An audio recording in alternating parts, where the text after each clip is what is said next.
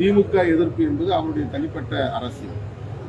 திமுகவை விமர்சிக்கிறோம் அல்லது திராவிட கட்சிகளை விமர்சிக்கிறோம் என்கிற பெயரில் திராவிட கருத்தியலை எதிர்ப்பது, பெரியாரை விமர்சிப்பது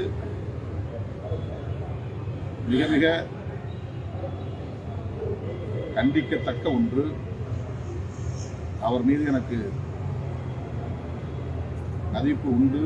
எனவே அவர் தன்னுடைய நிலைப்பாட்டை மறுபரிசீலனை செய்ய வேண்டும், அணுகுமுறையை மாற்றிக்கொள்ள வேண்டும்.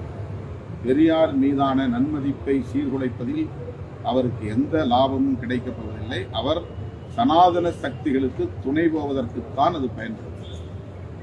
அவருடைய கருத்தை முதலில் ஆதரித்திருப்பது சனாதன சக்திகளின் பாசறையில் வளர்ந்த அண்ணாமலை ஒருவர்தான்.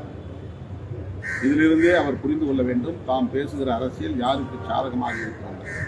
எனவே அவர் தன்னுடைய அணுகுமுறைகளில் மறுபரிசீலனை செய்ய வேண்டியது கட்டாயமாக உள்ளது என்பதை சுட்டிக்காட்ட வேண்டும்.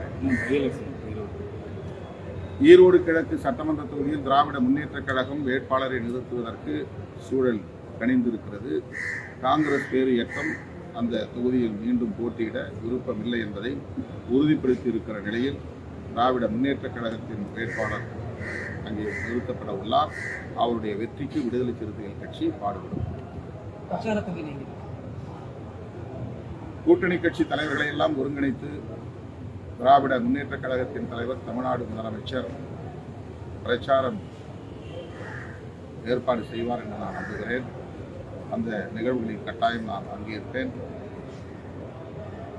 பிரச்சாரத்திற்கும் ஓரிரு நாட்கள் நான் செல்கிறேன்.